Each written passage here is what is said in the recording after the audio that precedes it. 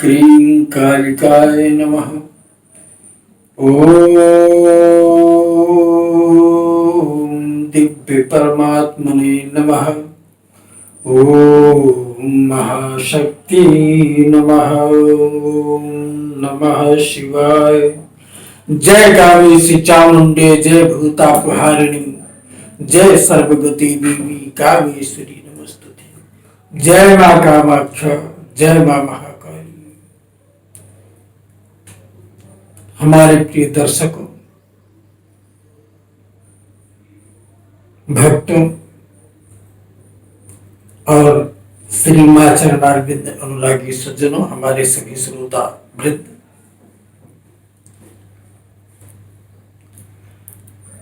अभी हम नवरात्रि में महाशक्ति की आराधना में आनंद ले रहे हैं और संपूर्ण संसार आनंद ले रहा है। हमारे कुछ भक्तों की इच्छाएं जागृत हुई कि नवरात्रि के सप्तम नवरात्रि आने वाली है, कालरात्रि मां की, तो गुरुदेव थोड़ा महाकाली के साधना पर प्रकाश डालें और उनकी कृपाओं के बारे में थोड़ा सा प्रकाश डालें। तो हम कौन होते हैं उस दिव्य प्रकाश के ऊपर प्रकाश डालने वाले? लेकिन नहीं, हम उस परम प्रकाश में रहते हैं, उसके प्रकाश की अनुभूतियां करते हैं। इसलिए अगर उस महाशक्ति ने अपने दिव्य प्रकाश से हमें नवाजा है, क्योंकि वो संपूर्ण ब्रह्मांड को अपने प्रकाश से नवाजती है, तो जो अनुभूतियां हमको दी हैं, हम उसके बारे में थोड़ा सा आप लोगों को जानकारी देंगे। क्योंकि महाकाली, नाम महाकाली और कार्य कल्याणकारी। महाकाली इसलिए नाम है क्योंकि वो महाकाल की अधिष्ठात्री है, अकाल पुरुष की शक्ति है, ब्रह्ममयी ऊर्जा है, अद्वितीय ऊर्जा है, भूतों भविष्यत अनादि अनंत, ये ऐसी ऊर्जा है। इसी ऊर्जा के स्रोत से, जिसको हम ब्रह्म कहते हैं, विराट कहते हैं, जिससे संपूर्ण तत्व की उत्पत्ति होती है, संपूर्ण देव की उत्पत्ति होती है, संपूर्ण ब्रह्मांड की उत्पत्ति होती है।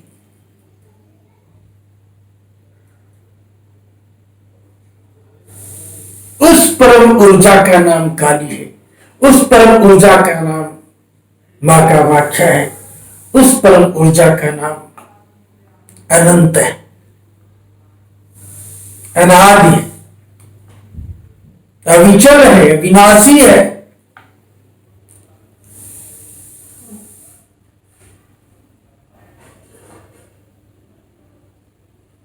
महाकाल की अधिष्ठात्री,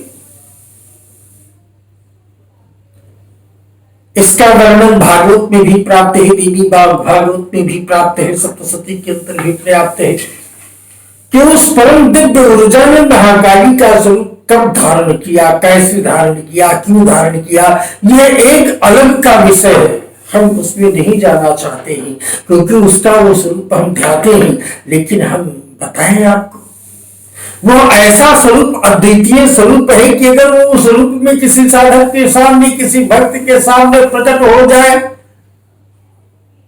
तो वो स्वरूप को बर्दाश्त नहीं कर पाएगा, विक्षिप्त हो जाएगा, वो दर्शन भी नहीं प्राप्त कर पाएगा।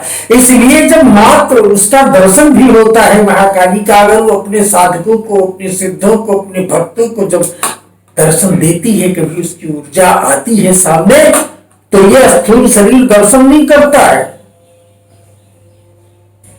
सूक्ष्म शरीर दर्शन करता है। क्योंकि यह शरीर तो हमारा चेतन अवचेतन में चला जाता है, चेतना विलुप्त हो जाता है, यह स्थूल शरीर विलुप्त हो जाता है और हमारा सूक्ष्म शरीर उस महाकाली को दिव्य प्रकाश पुंज के रूप में दिखता है।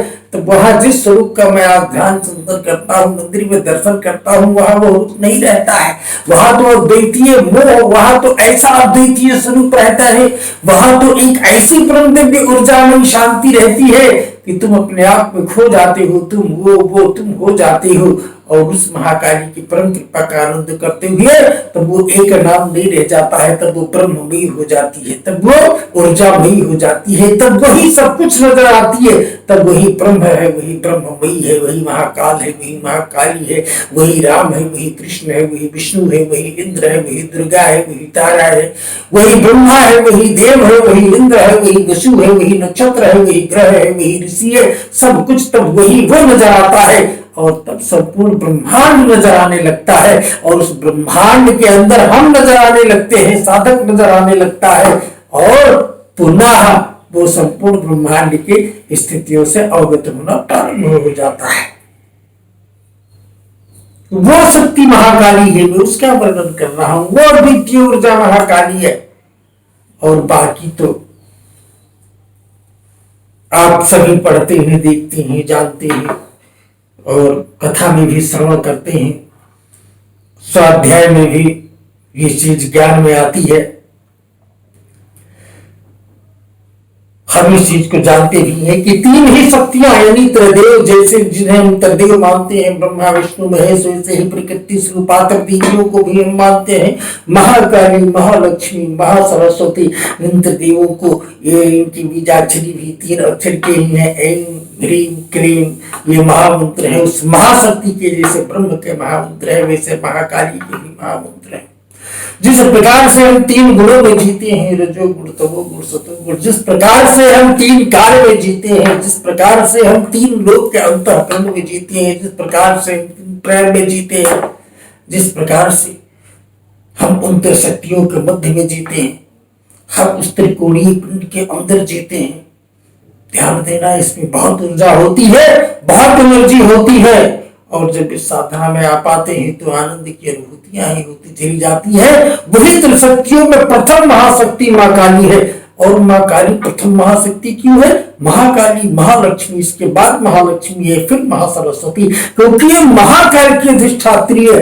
और कहते हैं महाकाल के स्वरूप में जब उस ब्रह्म ने अपने स्वरूप को धारा, महाकाल के रूप में आया, तो कहा गया कि महाकाल का तात्पर्य कि काल उससे उत्पन्न हुआ।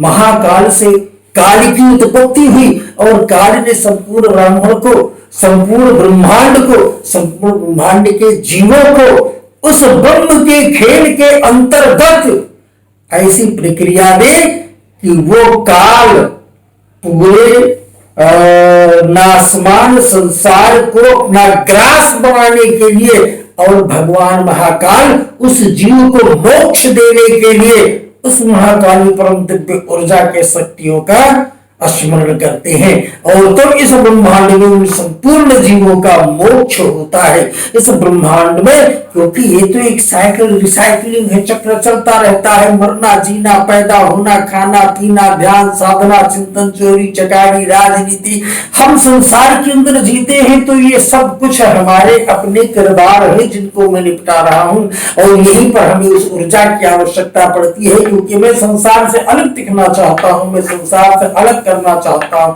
और जिस भी क्षेत्र में मैं जाना चाहता हूं, जिस भी कार्य क्षेत्र में हम प्रवेश करना चाहते हैं, वहां हमें वो देवी ऊर्जा चाहिए ही चाहिए। जय दिव्य मां।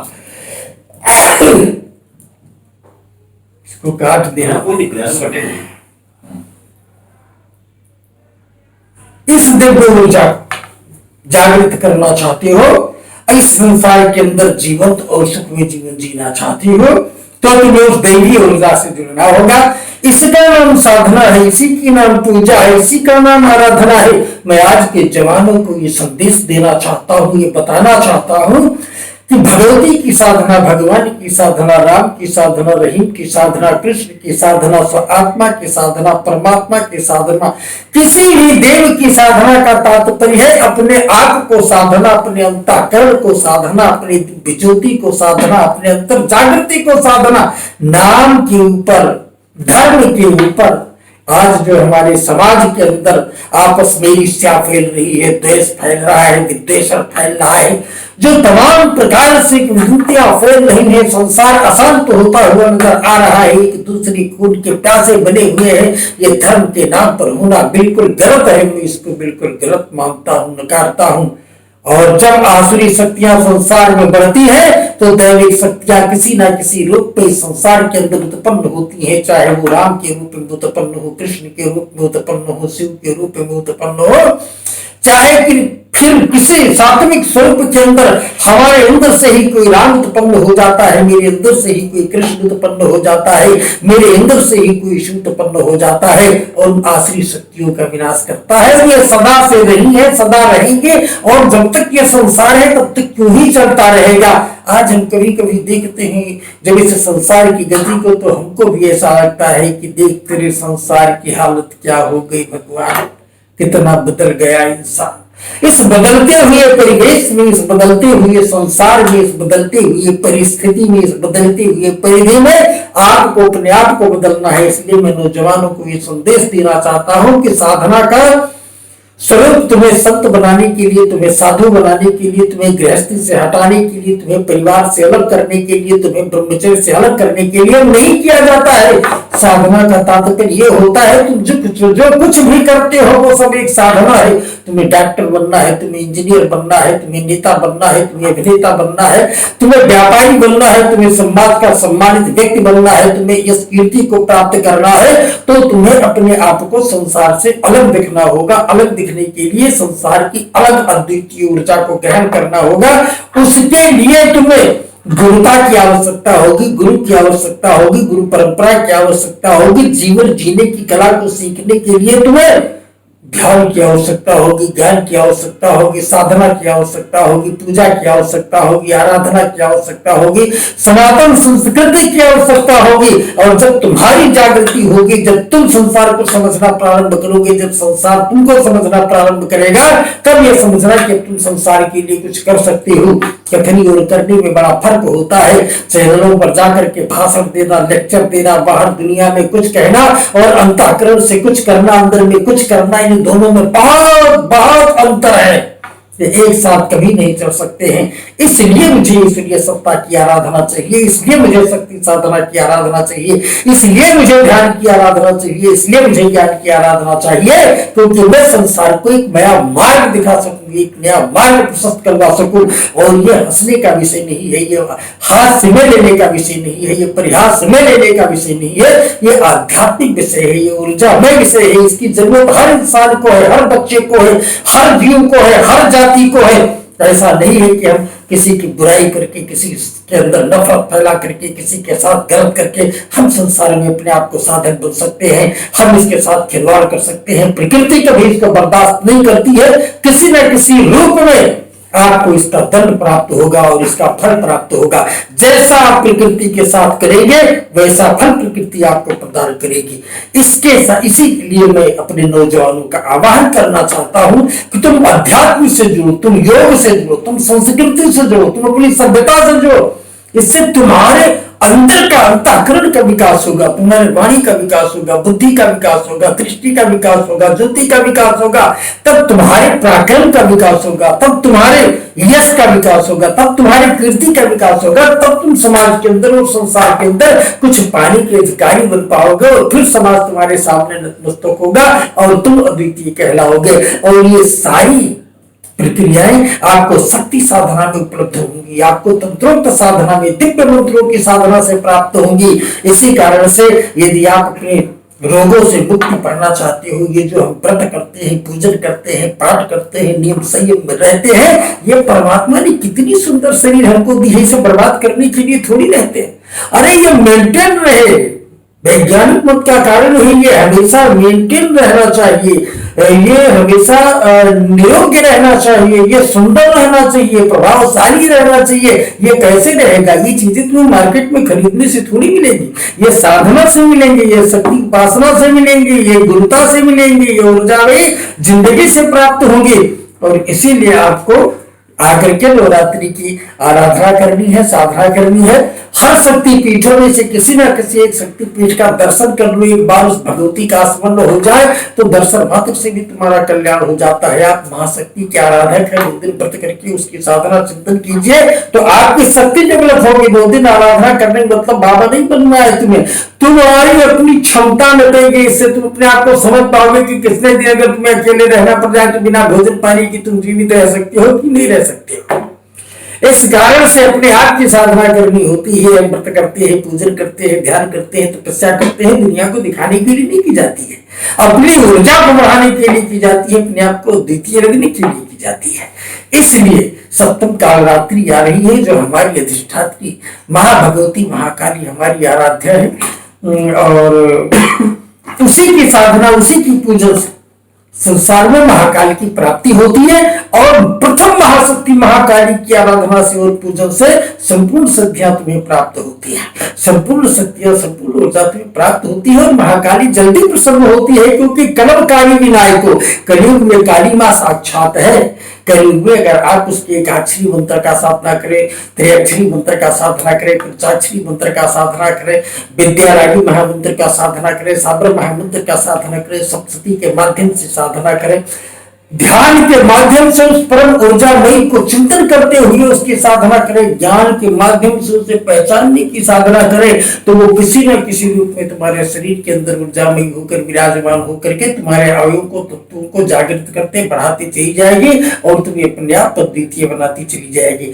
सप्तम कालरात्रि को व्रत करें, व्रत करने के बाद स्नान करें, रक्त वस्त्र धारण करें, गर्म आसन कंबल या गर्म आसन के ऊपर बैठे, भगवती महाकाली के नाम एक शुद्ध घृत का जीव दीपक जलावें, लाल पुष्प चढ़ाकर मां काली को पूजन करें क्योंकि गुड़हल का रक्त पुष्प मां काली का स्वरूप माना जाता है। भगवती महाकाली इस रक्त पुष्प से प्रसन्न होती है और इसको प्रसन्न करने के लिए हम कभी 1,000, 2,000, 5,000 रक्त पुष्पों की आहुतियां भी महाकाली को प्रदान करते हैं।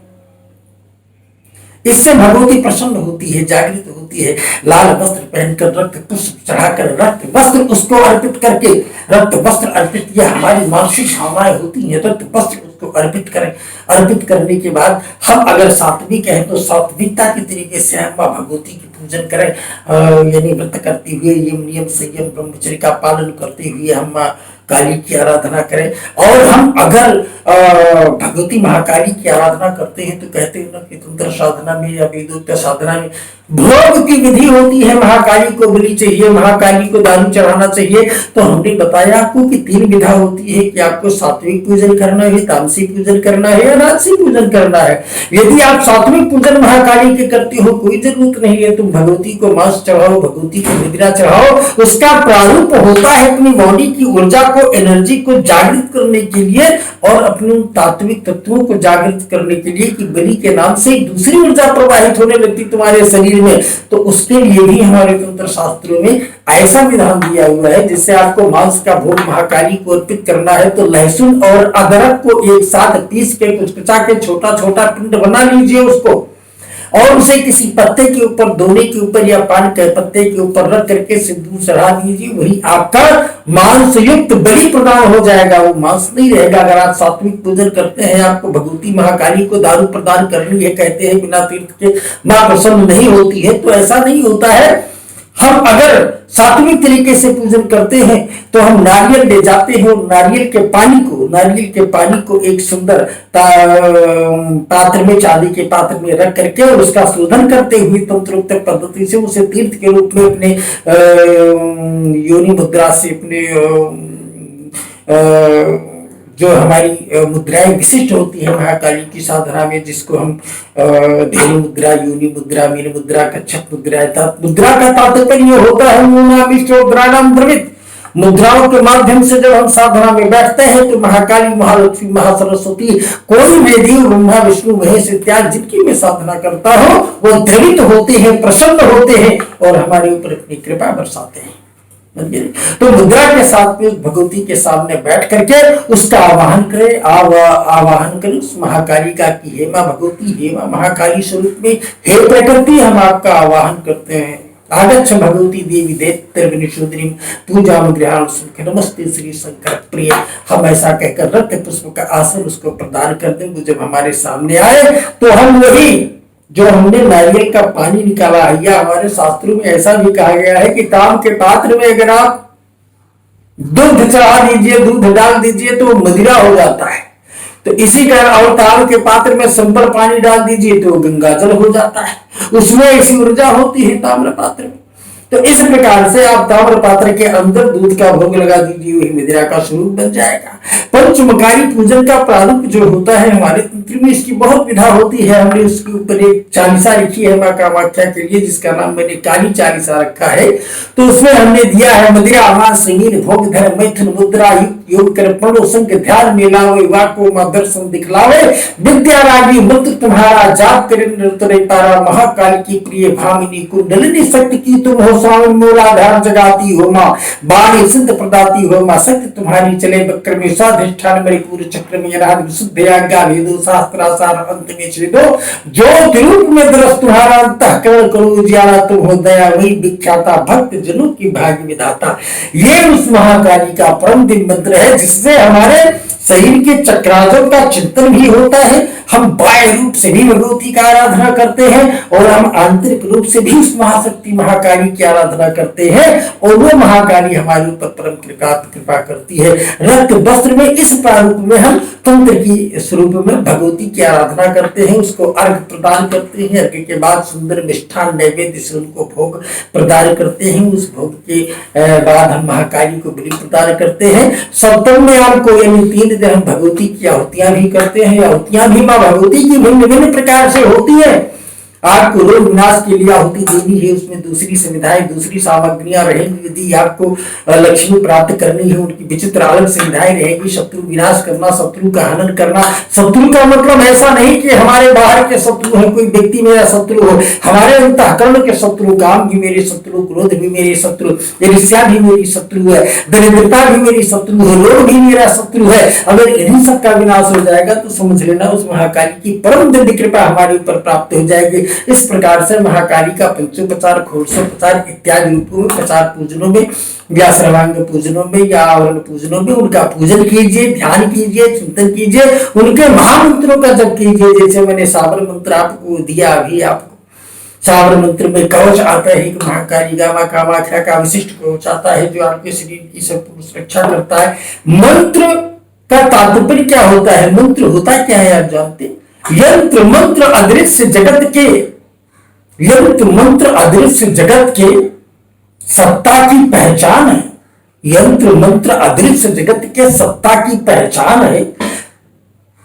और देवलोक के जो वासी हैं मंत्र में उनकी जान है। और मंत्र हमारे राष्ट्र का गौरव और देश की मेरे शान है। और वीरेंद्र साधन और शब्द मंत्र की एक नया विज्ञान है। ये विज्ञान ही है।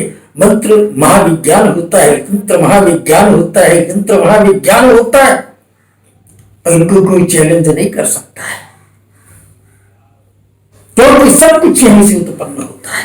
तो ये महाकाली की दिव्य साधना ऊर्जा में साधना जब आप करेंगे तो आपके अंदर एक नई ऊर्जा की जागृति होगी और संसार में संसार के लिए जब जिएंगे तो शिव के स्वरूप में संसार आपको पूजेगा।